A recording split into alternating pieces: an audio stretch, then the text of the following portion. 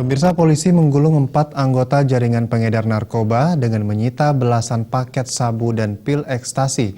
Para tersangka mengaku mengedarkan barang terlarang tersebut sebagai sampingan dari profesi utamanya menjadi karyawan restoran, security, teknisi komputer, dan sopir freelance. Polisi awalnya menangkap GW, seorang karyawan restoran di Jalan Git-Git Sari, Jimbaran. Pria 24 tahun itu ditangkap di halaman tempat kosnya dengan barang bukti 5 paket sabu-sabu seberat 1,78 gram dan 1 butir ekstasi. Selanjutnya polisi meringkus tersangka JA yang berprofesi sebagai security restoran yang kos di Jalan Kubu Anyar, Badung. Pria 32 tahun ini diamankan polisi saat berada di tempat kerjanya di Jalan Kartika Plaza dengan barang bukti 3 paket sabu-sabu.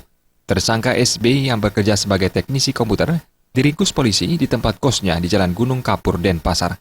Dalam penggeledahan, polisi menemukan 1 paket sabu-sabu yang disembunyikan dalam sepatu.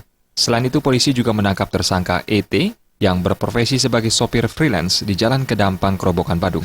Barang bukti sebanyak 12 sabu-sabu ditemukan polisi di kamarnya.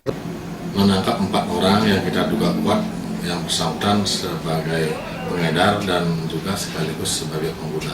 Jadi keempatnya masih kita lakukan asesmen, jadi kita masih menunggu hasil asesmen, dan kemudian jadi kita akan melakukan proses penyidikan sampai tuntas.